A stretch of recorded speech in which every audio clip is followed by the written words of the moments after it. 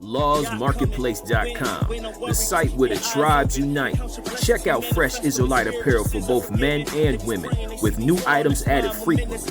Don't forget to join the marketplace so you can promote your own products and services. Kwam Yasha'Allah.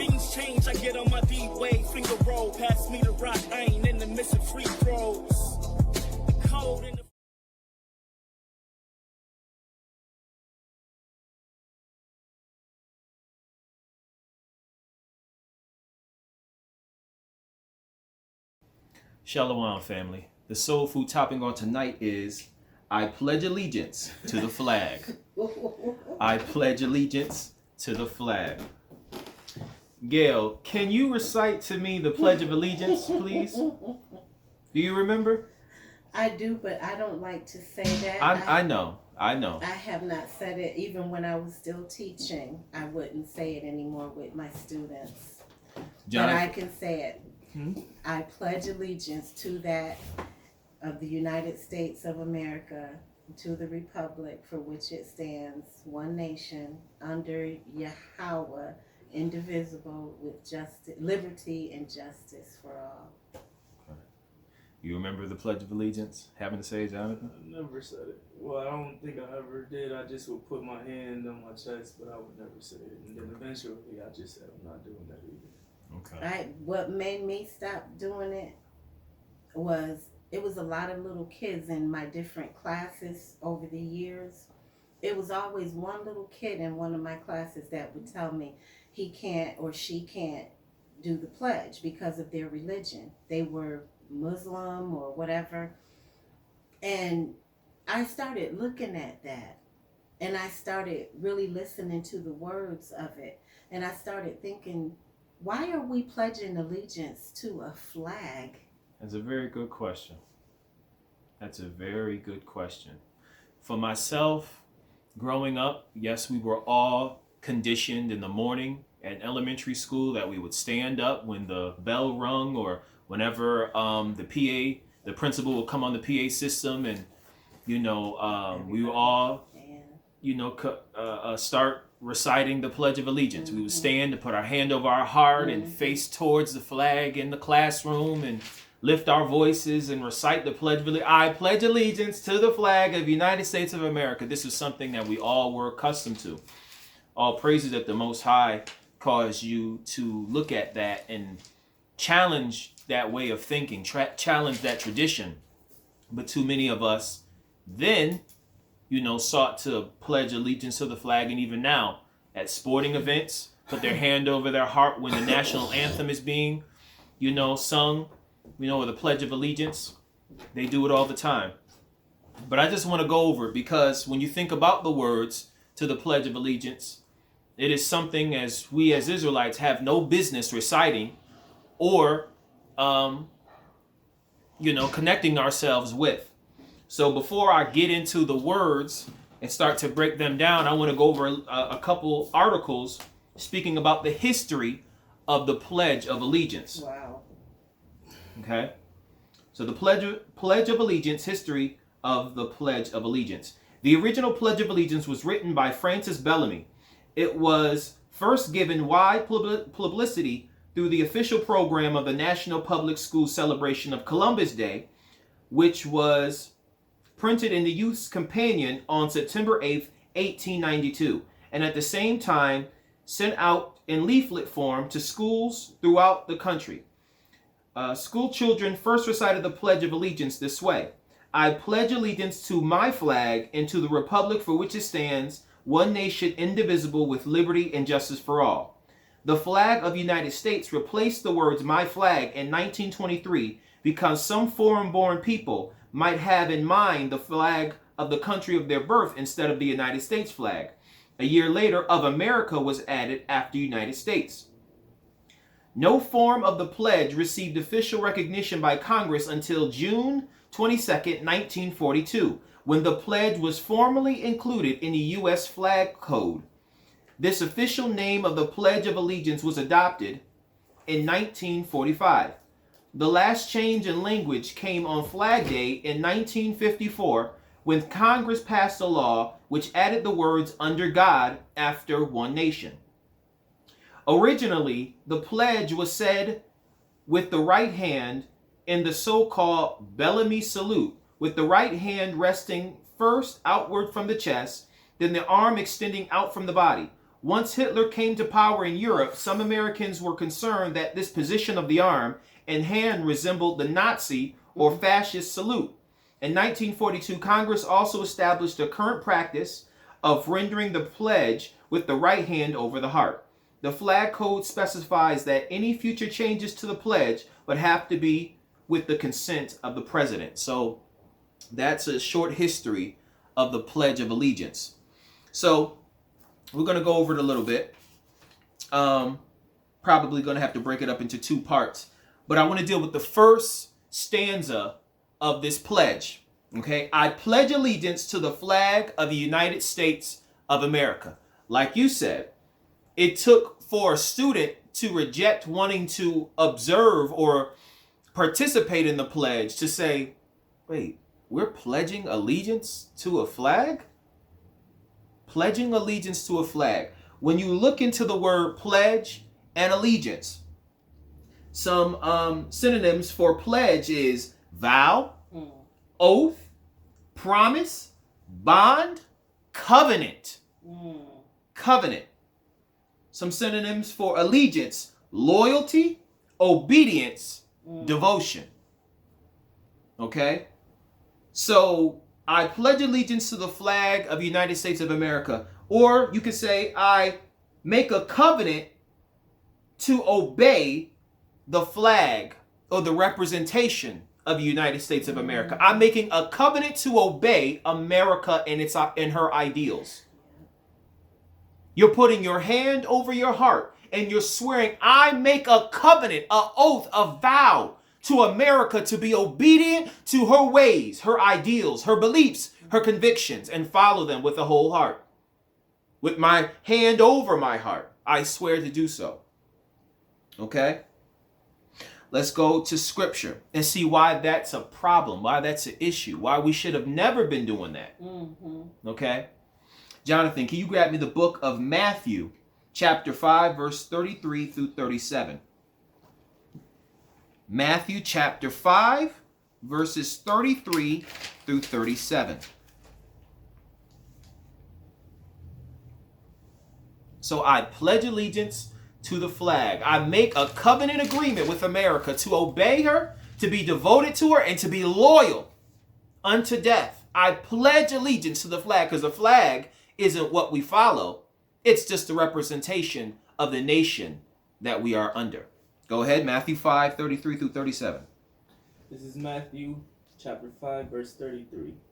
Again, ye have heard that it has been said by them of old time, you shall not forswear yourself, but shall perform unto Yah your oaths. Salakia. So these are the words of Christ. And he's saying that it's been said of old that when you give your vow, give your oath unto the Most High God, that you should not forswear, meaning, oh, I didn't mean to do that. Oh, I made it, but, I didn't really look in to see if I was prepared to, execute this vow or this oath. But the saying was, no, don't do that. Go ahead and fulfill your vow. If you made this vow before the Most High God, be a man of your word and complete this vow. But I ain't got enough money. Well, then you need to do what you need to do to perform your vow. But Christ is giving a new commandment. Go ahead and read. Verse 34. But I say unto you, swear not falsely, neither by heaven, for it is Yahweh's throne. Salakia. Here in the King James it says, swear not at all.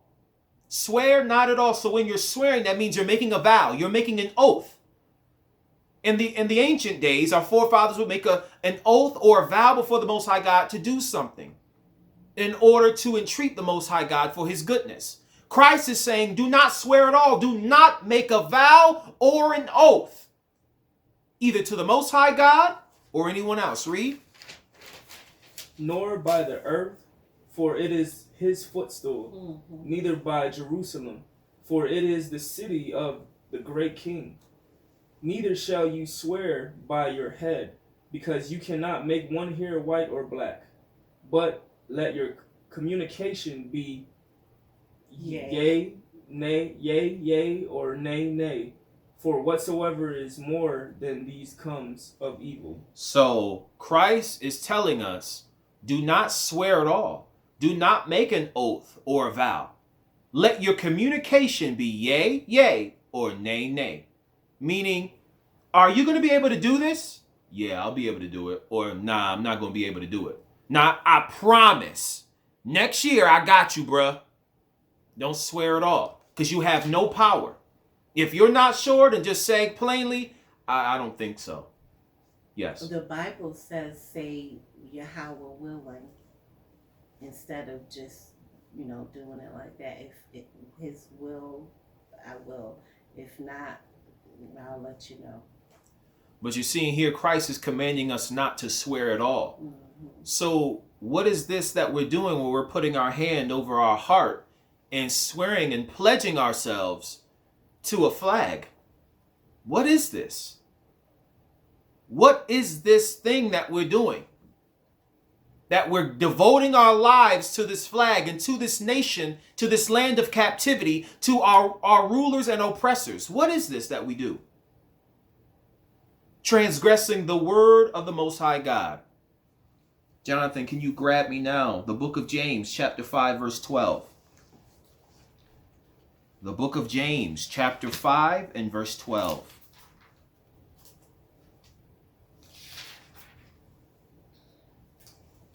This is James chapter 5, verse 12. But above all things, my brethren, swear not falsely, neither by heaven, neither by earth, neither by the earth, neither by any other oath, but let your yea be yea, and your nay be nay, lest ye fall into condemnation. So James is saying the same thing Christ said. Don't swear at all. Don't swear by any other oath, any other vow, any other covenant, any other agreement. You should not be doing it. For if you do, you fall into condemnation. Now, these are for the men that sought to esteem themselves righteous by making vows unto the Most High God. How much more when you're making vows and agreements to false gods, to heathens. Okay? From there, Gail, can you grab me the book of Daniel, chapter 3, verses 4 through 6. The book of Daniel, chapter 3, verses 4 through 6. Daniel, chapter 3, verses 4 through 6. Then an herald cried aloud, to you it is commanded, O people, nations, and languages. Salakia. So, when we were in school, whether we were students, in your case, you were a student, and then you were a teacher, right? You were commanded to put your hand over your heart, and that when the bell rung, or when the principal or whomever, the secretary, got on the PA system and wanted everyone to commit to reciting the Pledge of Allegiance, you were commanded to do so. Whether you were white, black, Hispanic, Indian, Asian, it didn't matter what your religion was, what your beliefs were, what your political affiliation was, your gender, your sexual orientation, it did not matter. But you were to stand up, show reverence for the red, white, and blue flag that was hoisted in the classroom, put your hand over your heart, and recite in unison, I pledge allegiance to the flag. Read that verse again. Verse 4. Then an herald cried aloud. What is a herald? A herald is someone who makes a loud proclamation or declaration. Like the person on the PA system, the principal. They are a herald. And they're heralding to all the students and classrooms within the school, within the district, within the country. Everybody is to stand up and reverence this flag. Or same manner with the national anthem at sporting events and in different ceremonies. Before they begin, please stand for the singing of the national anthem. And everyone stands. What was the issue with Colin Kaepernick? What was the issue? It's because he did not reverence that flag. He did not do as as in the time of the ancients, where the Persians, the Babylonians, where they spoke and heralded for all the citizens to do what was commanded for them to do. Read. Then an herald cried aloud, to you it is commanded, O people, nations, and languages. That means everybody. That at what time ye hear the sound of the cornet, flute, harp, sackbut, psaltery, dulcimer, and all kinds of music. Salakia, so at the time when you hear the bell ring, when you hear the music sounding, that is your cue. That is your indication. Stop what you're doing. Because this commandment was unto the Persians then. This commandment was unto the Babylonians at this time. I keep saying Persians, it's Babylonian. At this time, the Babylonians. That when you hear this music being played, if you in the middle of making love to your wife, you better get up off of her, clean yourself up, and get in sight of the statue and bow yourselves in obeisance. You could be on the toilet doing your thing. You might be in the shower. You might be cooking or doing something where you're preoccupied. You better stop what you're doing, turn yourself towards the statue and bow in obeisance to it. And the same thing that happened, even if you're in the middle of finishing up your breakfast, right? You get a donut and the little cereal and your milk, and the kids are eating it. When the bell rings, right, and the principal comes on the PA system, you got to leave that there. Stand up. Everyone stand up. Teachers, they all face the flag, put their hand over their heart, and begin to recite the Pledge of Allegiance. And during that time, it wasn't a time of tomfoolery. It wasn't a time of playing around and joking. And it was like a somber, ceremonious moment. Mm-hmm. No one was told to take it seriously, but we realized how serious we were to take this participation of the Pledge of Allegiance. We don't even have anything like that in church when we would go to church. But we're being commanded every morning to stand up, whether it was warm, cold, sunny, rainy. It didn't matter. Whether you felt good, you didn't feel good, didn't matter. You stood up, you put your hand over your heart, and you recited this every single school day, every day. So in the same manner, during the time of the Babylonians, when our people were in exile, and they were citizens of Babylon, they were commanded and heralded, when you hear this music playing, stop what you're doing and bow down. Read. Ye fall down and worship the golden image that Nebuchadnezzar the king hath set up. And whoso falleth not down and worshipeth shall the same hour be cast into the midst of a burning fiery furnace. The same thing exists today. We may not literally be put to death. Colin Kaepernick. If you refuse to do it, you will be ostracized. You will be slandered. You will be looked at sideways. Why aren't you pledging allegiance? Why aren't you standing for the national anthem? Why aren't you making your daily vow?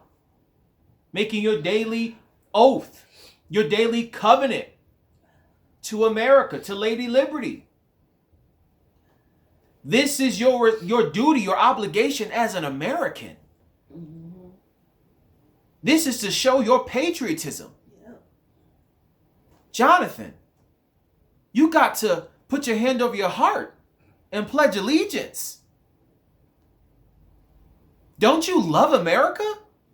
Not at all. Just like I did in Job Corps. When they wanted me to put my hand over my heart, I said, I don't know what I'm pledging to, so I'm not doing it. They looked at me all types of crazy. I didn't care. Yeah, that's socially throwing you in the furnace. Mm-hmm.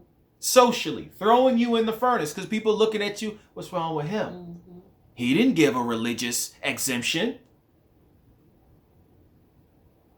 They were, I think it was another article I read where that men, when they stood to acknowledge the flag, they were to take their hat off unless it was for a religious headdress, like a turban or something like that. If it wasn't a turban, you had to take your hat off and put it over your shoulder as you're putting your hands upon your heart to show your reverence.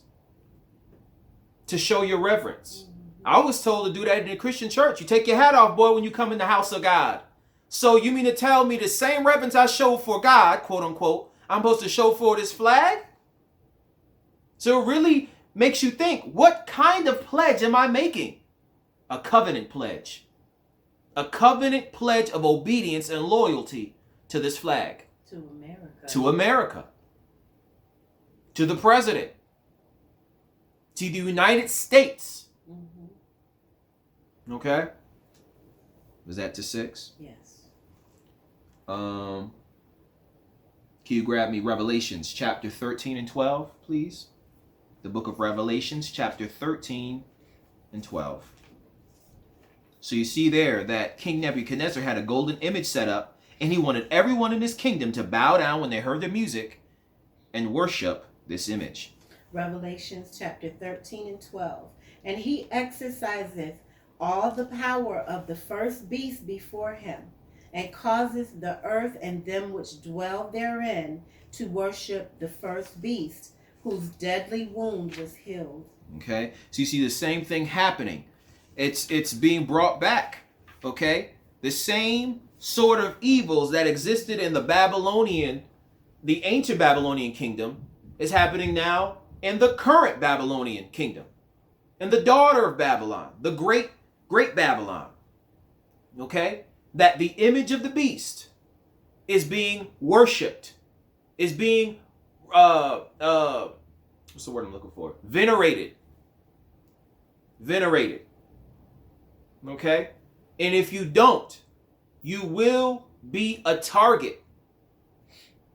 Because you have, the U.S. government wanting to thwart out all manner of terrorism, whether it be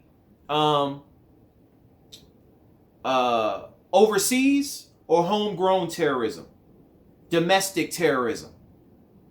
And what's a greater sign to patriotic Americans, Caucasians, white people, than for you to be, against the Pledge of Allegiance, against the national anthem? You're viewed as a terrorist. Okay? Especially when you are part of these camps, these assemblies that say you're the Israelites. You wear fringes and hold up Bibles and say that the judgment of America is looming. It's imminent. You are black identity extremists. You are homegrown domestic terrorists. You are not patriots. You are not for the cause of America. You are against America, but you live among us, and we are intimidated by your exploits. We have to target you. It says those who did not worship were thrown into the fiery furnace. In like manner, those who did not worship the beast were persecuted, afflicted unto death. The same thing. When you stand against it, even as the 3 Hebrew boys stood against the worship of this golden image, they were cast into the fire. You're not going to be able to stand up against this and just say, I'm not doing it. You're going to be dealt with. Okay, I have the book of 1 Maccabees, chapter 1, verses 11 and then 15. Chapter 1? Yep, 1 Maccabees, chapter 1, verses 11 and 15. In those days went there out of Israel wicked men, who persuaded many, saying, let us go and make a covenant with the heathen that are round about us. Now remember what pledge means. One of the synonyms was covenant. So there were wicked men during the time of the Grecian rule, right? When Greece started to come into power, there were wicked men among our people that said, you know what? I see things is going to get kind of tough. It's going to get kind of rough. Let's go be friends with them. Let's go make a covenant. Let's go make a pledge. Let's pledge allegiance to the Grecian Empire, to spare our lives, to make our lives better. Let's pledge allegiance to Greece. In those days went there out of Israel wicked men, who who persuaded many, saying, let us go and make a covenant with the heathen that are round about us. For since we departed from them, we have had much sorrow. I haven't been getting them welfare checks since we left them. I haven't been getting, food stamps. I haven't been getting the government aid. I haven't been getting these other things, all these other benefits. They've dried up since we've left the heathen. Let's go pledge allegiance to the heathen so we can get these benefits again. I'm trying to get some money. Let's go pledge allegiance. Verse 15. And made themselves uncircumcised and forsook the holy covenant. Now remember, pledge and covenant are the same thing. So they said, let us make a covenant with the heathen. Let's go pledge allegiance to the heathen. And let's forsake the vow, the oath, the covenant we made with the Most High God. Mm-hmm. So when you put your hand over your heart, that's what you're doing. You're forsaking the Most High God's covenant to revere and to esteem the vow and oath, the covenant you make with this flag, which is only a representation of the ideals of America. Mm-hmm. I vow to be loyal, devoted, and obedient to this flag, to America. Whatever she puts out, I will follow. Her holidays, I will observe. Her customs, I will agree with. Her social norms, I will accept. When a show comes on and my young children are sitting in front of it and two men begin to kiss, I will not turn the channel, but I will make this a moment to teach my children this is inclusion. You have to have tolerance, son. This is normal. This is love. Why? Because I pledged allegiance to America. Verse 15 again. And made themselves uncircumcised and forsook the holy covenant and joined themselves to the heathen and were sold to do mischief. What does that mean? They were sold to do mischief. Do you know what that means? Do you have an idea what that would mean? Sold to create mischief? Sold to do mischief. Jonathan, do you have an idea what that would mean? He says sold to do mischief. Yes, they followed after the heathen and were sold to do mischief. Is that like to follow after their customs, to participate in their iniquity and their wicked ways, to do exactly what they do? Yes, but I was trying to go a little bit further. Captivity? Sold into captivity? Or is it sold into the way that they loved, the way the heathens lived, and they wanted to be like the heathen? Yeah, so like they were sold. Like their sports, like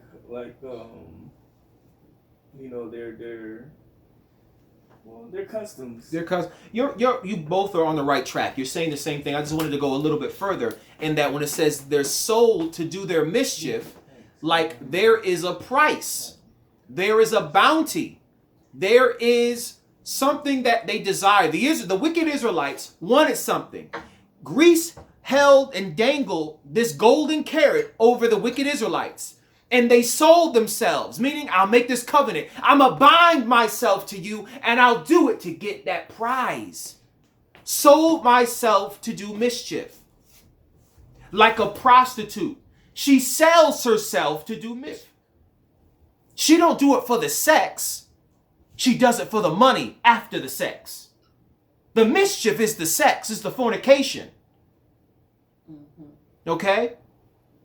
So that's what our people did. They prostituted themselves out for Greece. Whatever Greece wanted them to do, they did it. They sold themselves. They prostituted themselves out for mischief, for whatever benefit they could have gained. Because they said, when we departed, we had much sorrow. We had much sorrow. Let us prostitute ourselves so we can get those benefits. And that's what our people do today. So yeah, you were touching on sports because it goes into discus, those Greek sports. And you know, reading Yasher talking about how strong and powerful our men were.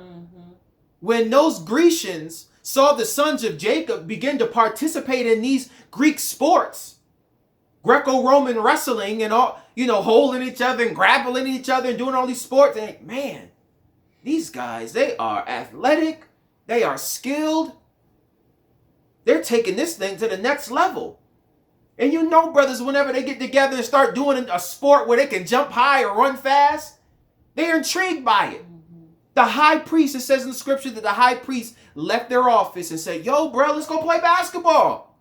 Yo, you got an office to keep the Holy Covenant. You going to leave that to go play basketball, discus, to go play football, two-hand touch or tackle, football, play soccer or whatever the case might be? Sold themselves to do mischief. Okay, from there. Let me see if I can find this and deal with the second part of the Pledge of Allegiance. The second part. So we start off by saying, I pledge allegiance to the flag of the United States of America. The second part, and to the republic for which it stands. And to the republic for which it stands. A republic is a state with which supreme power is held by people and elected representatives. A republic. So a republic is a state that is governed by elected officials and the people. And the people. So America is a republic.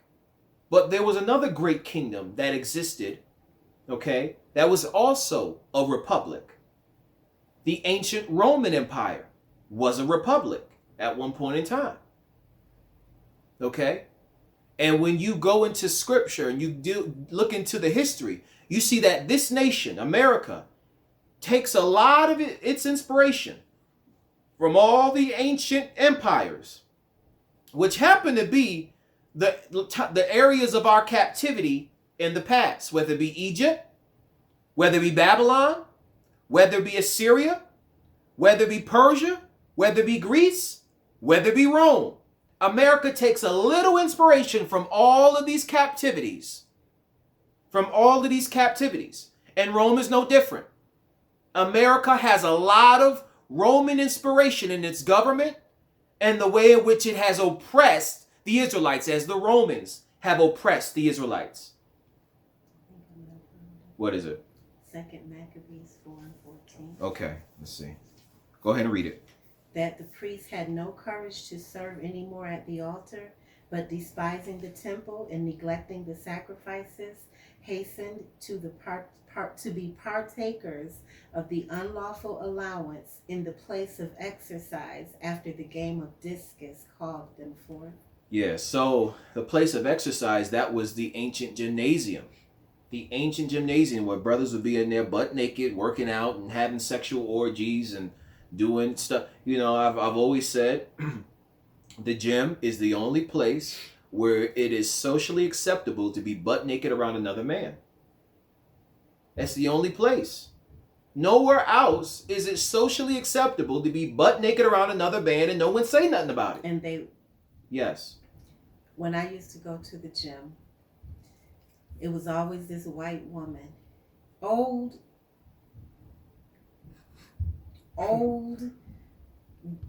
wrinkly white woman that was there every day. So she was in good shape, but she was old, and she would go after she would finish working out.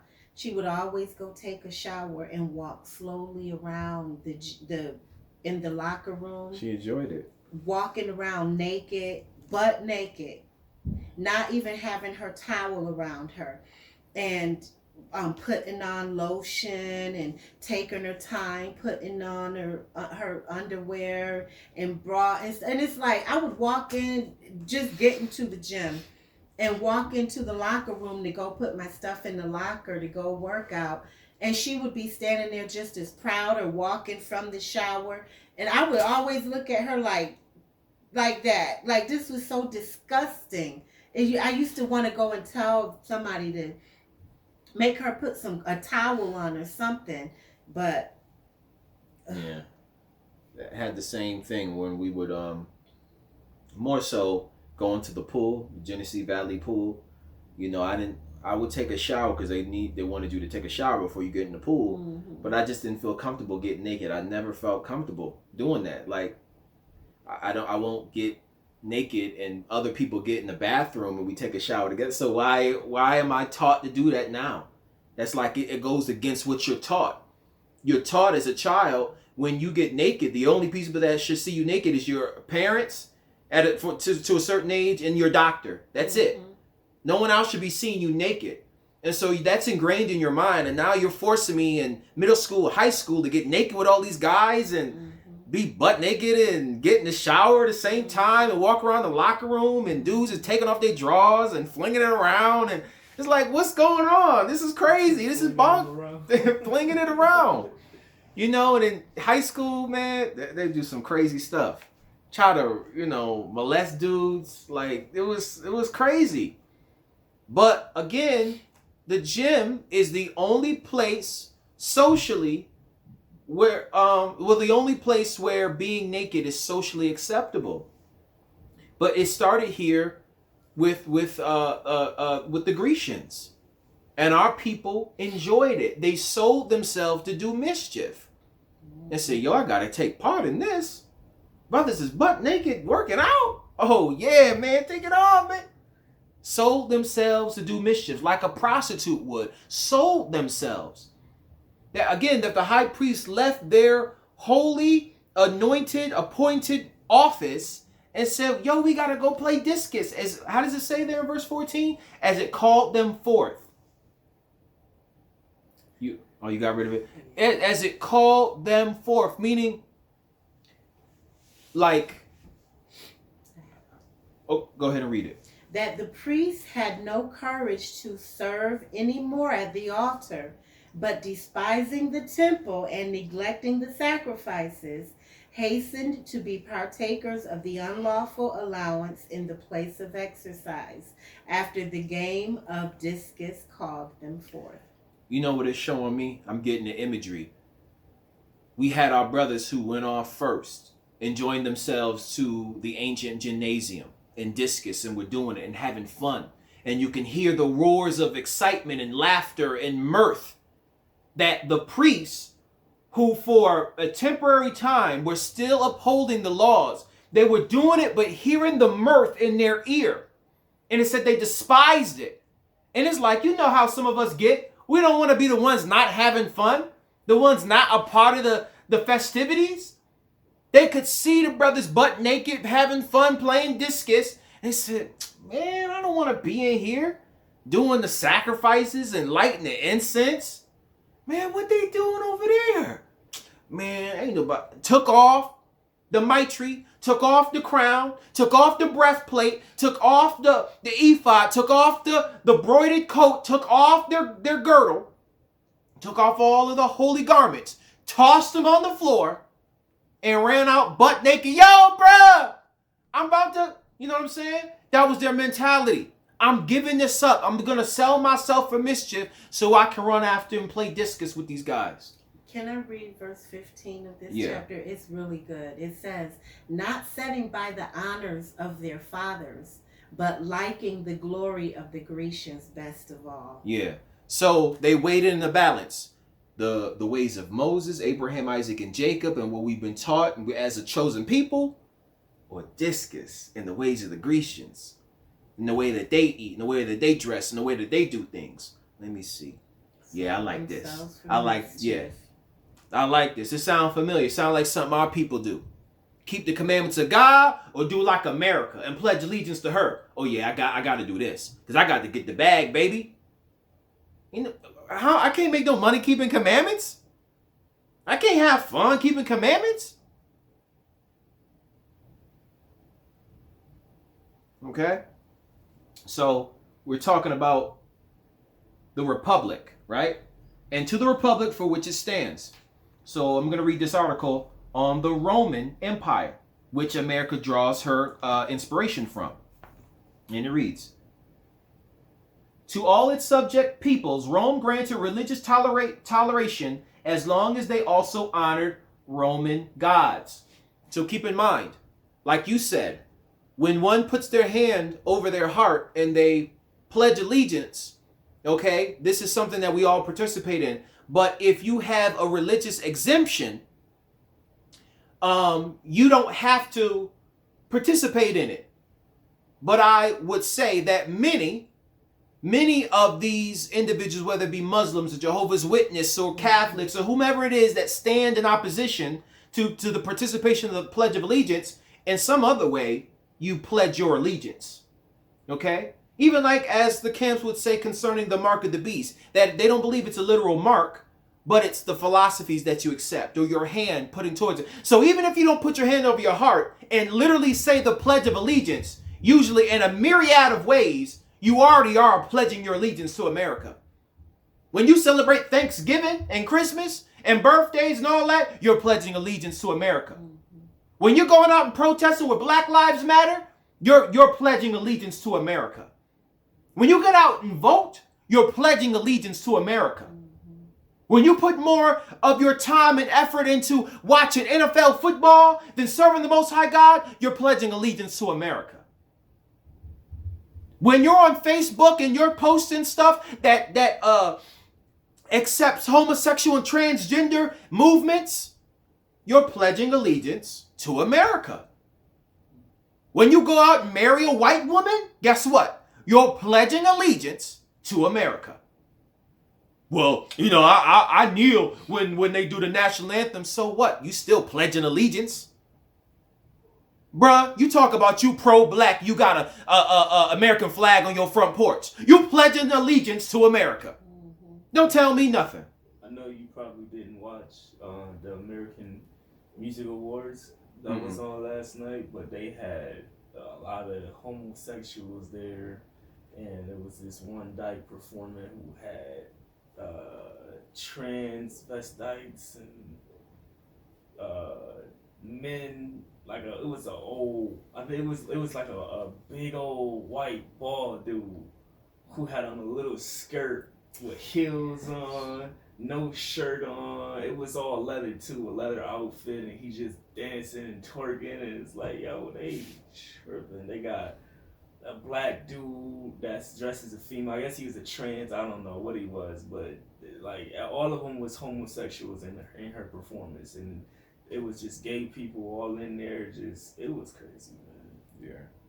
And when you sit up and watch it, and not to say that you enjoying it, but you sit up and watch it and your spirit receives it and you sing along and you bop in the head, that's pledging allegiance to America. There's a difference between watching something like that, as the scriptures say, be not ignorant of any small matter. So you're watching it to see, because I didn't know nothing about it. You're watching saying, what in the heck is going on here? But there's a difference between sitting there and being repulsed by it, but watching it for understanding's sake, and then sitting up there bopping the head. Yeah, that's lit. I like that song. That's fire. That's dope. That's pledging allegiance to America. Okay, so getting back to the article, the ancient Roman Empire, because you got to see the correlation between America and Rome. Rome, they'll conquer you. You can keep your gods. You just got to be obedient. You got to pledge allegiance, make a covenant of loyalty and obedience to us. You can keep your gods. I don't care. You can keep your gods. You keep Allah. You can keep, all these different gods. I don't care. You just got to be loyal to us. That's all. In the end, Rome comes before your God. You can still keep your God, but Rome should be number one. Okay? The Roman religion included many major and minor gods headed by the sky god Jupiter. In Roman belief, a sort of contract existed between the people of their gods.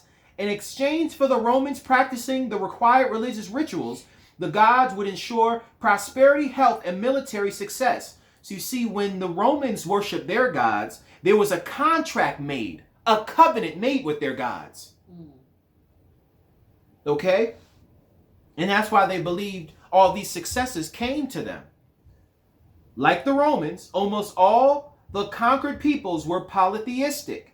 They worshiped their own gods, who they thought protected them.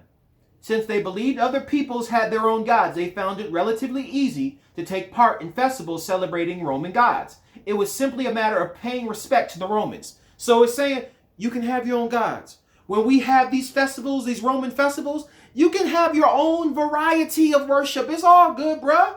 Just as long as you respect the Roman government. That's it. You can bring your God. You can keep your feast day. You can do what you want. You got your own God. We got our own God. As long as we respect one another, we good. That's all. That's all we ask. Just like America. In God we trust. If it's in God we trust, then how is it this melting pot of all religions and all peoples and customs and way of life? But in reality, it's not so, because America wants it a certain way. When you become a citizen, you have to, by nature, kind of forfeit some of your religious freedom. If your way of life isn't in the mold of the American white man, plain and simple, then you are, going against the current. Mm-hmm. So the individuals that came and founded America fled from Britain because of they wanted religious freedom. But that's not extended to all the immigrants that come to America. You can only have, freedom within this boundary. Like the Romans, you got to respect the Roman government. We come first, then your gods. So in the same way, you can't bring your gods and your gods usurp us. Your gods have to be subservient to us. Then in that way, who becomes the true God? The Roman government. The Romans become God. And then your God is under us. And then you're under your God. Okay? Same thing.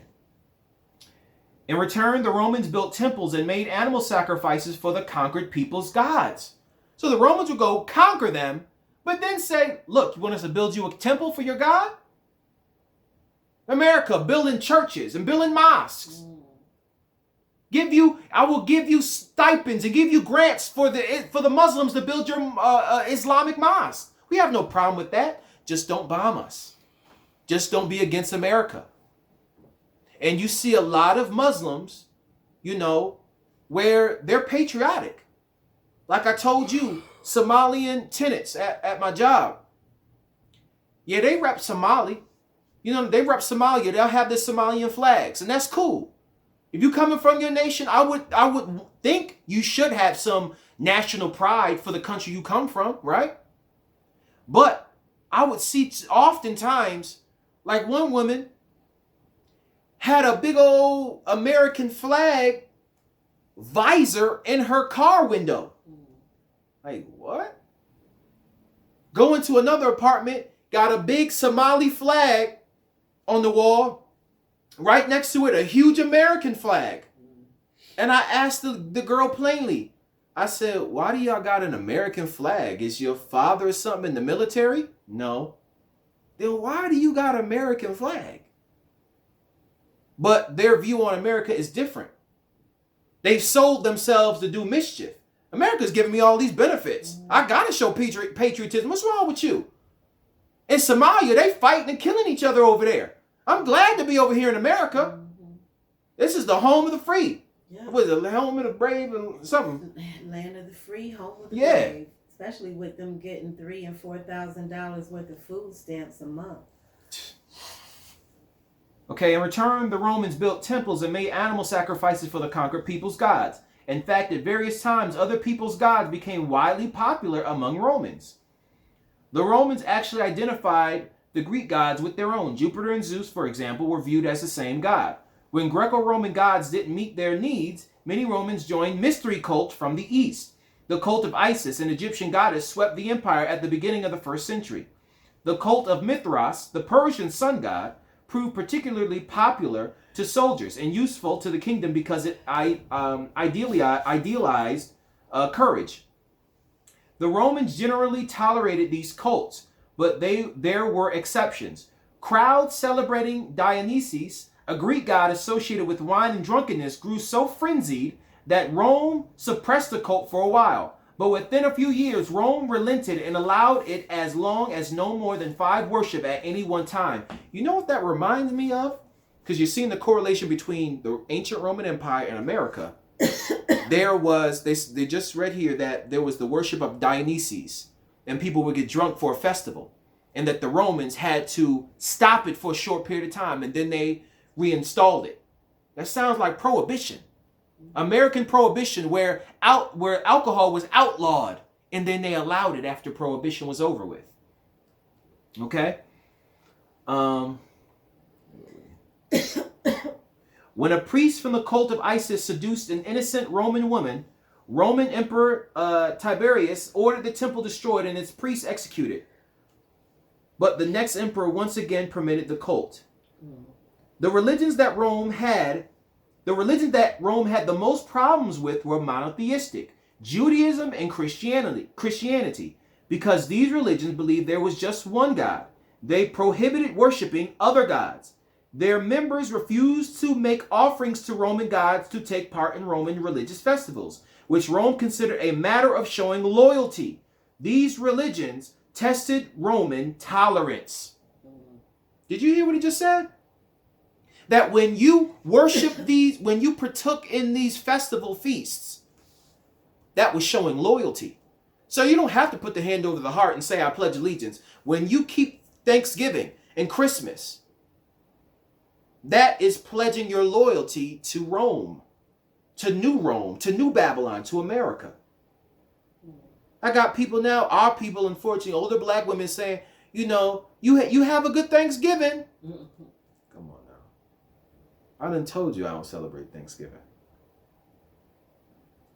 You have a good Thanksgiving. I'm sure when Christmas rolls around, you have a Merry Christmas, have a Happy Holidays. Okay? To the republic for which it stands. Gail, can you grab me the book of 1 Samuel, chapter 8, verses 7 and 8, and then 18 through 20. We almost finished. 1 Samuel, chapter 8, verses 7 and 8, 18 through 20. Jonathan, can you get me Daniel chapter 2 and hold it? 18 through 20 or 18 and 20? 18 through 20. Okay. 1 Samuel chapter 8, verses 7 and 8. And Yahweh said unto Samuel, Hearken unto the voice of the people in all that they say unto thee, for they have not rejected thee, but they have rejected me. Salakia, hold it right there. So again, when we put our hand over our heart and we pledge allegiance to the republic for which it stands, what I want you to look at is that the fact that our ancient ancestors did not want to keep and observe the commandments of God. They did not want the Most High God reigning over them. They wanted to be under the republic of another people. In this instance, they wanted their own king. But the reason for doing that is they wanted to be like the other nations. You're seeing here, tolerance, religious tolerance was only permitted when you hearkened unto our ways and our customs, our traditions. If your religion worked counteractive to our ways, then there's a problem. It said the biggest issue they had was with monotheistic religions, Christianity, Judaism, okay? But the belief that the Israelites have one God and that he is to be adhered over the Romans. They didn't like that. They didn't like that. But read it again. Verse 7. And Yahweh said unto Samuel, Hearken unto the voice of the people and all that they say unto thee, for they have not rejected thee, but they have rejected me. They reject me. Read. That I should not reign over them. They don't want me to reign over them. They want a man to reign over them. Read. Verse 8. According to all the works which they have done since the day that I brought them up out of Egypt, even unto this day, wherewith they have forsaken me and served other gods, so do they also unto thee. Salakia, so what the Most High God is saying to Samuel is these people are rebellious, but they've been this way since Egypt.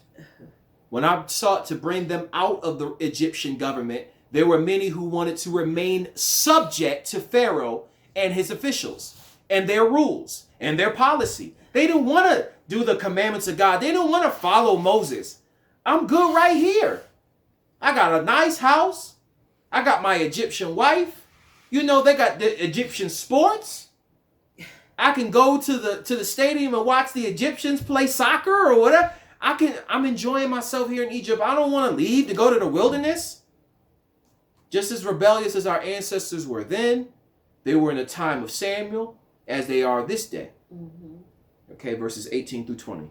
And ye shall cry out in that day because of your king, which ye shall have chosen you. Salakia. So, yes, this pertains to an Israelite king that would come, starting with King Saul. But when you think about this, right, for the republic for which it stands, the Most High God is foretelling of the times that would come where his people would cry out to the Most High God and said, the man that is over us is being harsh and cruel to us. And the Most High God is not going to hear their cry. He's not going to listen to their prayer. Read. And ye shall cry out in that day because of your king, which ye shall have chosen you. And whether it be the king you appoint in the ancient time, or whether it be the king by way of president that you appoint when you go to the ballots and you vote for who you want, Republican or Democrat. Then you'll cry out and say, Donald Trump ain't treating us right. Joe Biden ain't treating us right. And the Most High God gonna look and say, I ain't doing nothing. You voted for him. This is who you wanted. You could have had me rule over you, but you wanted a man to rule over you. And you went to the polls. You got up early, right before work, and you went to the polls and you voted for such and such. And now when things ain't going your way in the land of your captivity, now you want to cry out. Now you want to protest. Now you want to write on Facebook things is unfair and I don't like this and I don't like that. Now you want to talk to the pastor. The Most High God is laughing at you. Read. And Yahweh will not hear you in that day. He gonna plug his ear. I don't want to hear nothing you got to say. Read. 19. Nevertheless, the people refused to obey the voice of Samuel. So when Samuel said this, he said, look, I'm telling you, this is what's going to happen in the future. The people said, we don't care. Can we please have a king? I want a king so we can be like the other nations. Read. Nevertheless, the people refused to obey the voice of Samuel, and they said, nay, but we will have a king over us. Verse 20, that we also may be like all the nations, and that our king may judge us and go out before us and fight our battles. As though the Most High God didn't raise up Moses, raise up Joshua, raise up the judges, raise up Samuel to be generals and to be leaders of the people. That wasn't good enough. They wanted a king for the republic which it stands. The real point of that I wanted to bring, I almost forgot. When I read in the definition for republic, a state that the supreme power is given to the people. So Samuel is telling them the Most High God wants to reign over you. This is what he designed for you. And what did the people say? Nay, we're not doing that. The people made the decision. We're going to have a king. And Solomon said, Samuel is saying, my hands are tied. I can't do nothing. Most High God said, let the people have their king. When that king bring them into destruction, then they're going to realize what I've said to them. But that was a republic right there. The people withstood the prophet and said, we're not doing what you're saying. We're going to have a king come hell or high water. I don't care what you say, Samuel. We're having a king because we're going to be like these other nations. That was the beginning of the republic of Israel. We're going to do what we want to do. We don't care what you talk about, Samuel. Well, even Yahweh. Yeah, I don't care nothing about what God said about that. I want a king. Okay? Jonathan, can you grab me Daniel chapter 2, verses 40 and 44? Last scripture.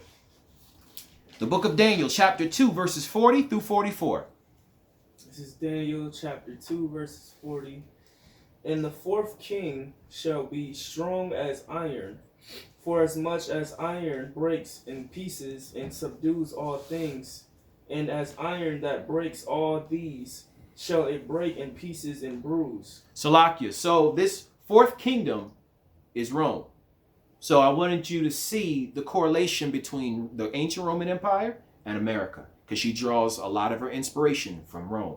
So this fourth kingdom is Rome of iron. Read on. And whereas you saw the feet and toes, part of potter's clay and part of iron, the kingdom shall be divided. Salakia. This fifth one that he's seeing, because you're seeing the legs, right? They're made of iron. Now you're seeing the feet with iron and clay mixed together. The fourth kingdom was Rome, the legs. The fifth kingdom are the feet, America, Babylon the Great. Rome renewed, so to speak. Babylon renewed. All of these ancient empires renewed. It's a amalgamation, I probably said it wrong, of all of these ancient kingdoms. But it's being described as having some of what Rome had, that iron, but also clay. So it's a lot like Rome, but different. Like Rome, but different. Read. But there shall be in it of the strength of the iron, for as much as you saw the iron mixed with miry clay, and as the toes of the feet were part of iron and part of clay, so the kingdom shall be partly strong and partly broken. And whereas you saw the iron mixed with miry clay, they shall mingle themselves with the seed of men. Salakia. Shall mingle themselves with the seed of men. What is this talking about? This is America and the fact that she is a melting pot. Mingle herself with the seed of men. Men from all nations shall come to America. She is the beacon of hope and of liberty. The Statue of Liberty sits in the New York Harbor and invites all nations unto her, as even Revelations talked about. So this is that fifth kingdom with iron, meaning it has the strength like Rome, because Rome was the great world power, as America has been the world power. It still is. I don't care what China doing. Think about it. You could talk about China and Russia's economy and it's greater than America. Okay. Who in their right mind is leaving their country and going to China? Who in their right mind is leaving their country and going to Russia? Jonathan, you have any plans to get up and move to China or Russia? No. You staying right where you at, right? Maybe. Because maybe. But point being, regardless to how we feel about this wicked land, this is the greatest nation on earth. Plain and simple. Plain and simple. They got communism over there in China and in Russia. America is the greatest nation on the planet. Plain and simple. That's not conjecture. That's not an opinion. That's absolute fact. That's biblical fact. America is the greatest nation on earth, and it is a beacon of hope for all people. It mingled itself with the what does it say? Read it again, that scripture. It mingled itself. And whereas you saw iron mixed with miry clay, they shall mingle themselves with the seed of men. Shall mingle itself with the seed of men. But there's an issue. Because remember, the tolerance was only permitted when you went along with Rome. When you don't go along with Rome, we're going to have ourselves an issue. Mm-hmm. Go ahead and read. This is the downfall of this fifth kingdom. They invite everybody, but we're not all getting together. Read it. But they shall not cleave one to another, even as iron is not mixed with clay. So this was a visual. Clay and iron don't go together. They don't bind together. One is a hard metal. The other is earth. They don't bind together. You don't find that in nature. You don't go out in the forest and find some iron stuck to some clay, earth, dirt. You don't see that in nature. That's abnormal. That is against nature. So what America is doing is against nature. And you're going to see her begin to fall apart, just like iron and clay do not mix. So America's ideals and the customs of the people will not mix. They will not mix. Read to 44. Verse 44. And in the days of these kings shall the aloe of heaven. God. Let me see that like that. Oh, okay, let me get that again. Verse 44. And in the days of these kings shall the God of heaven set up a kingdom which shall never be destroyed. And the kingdom shall not be left to other people, but it shall break in pieces and consume all these kingdoms, and it shall stand forever. Okay. So we'll be getting into the next part, indivisible, which the Pledge of Allegiance talks about. Indivisible, meaning it cannot be broken up. But the prophecy is saying that this nation is going to be broken up, and that when Christ comes and set up his empire, it ain't going to be broken up. It's not going to fall away. It's going to stand sure forevermore. Okay? So we're going to leave it right there. We're going to do...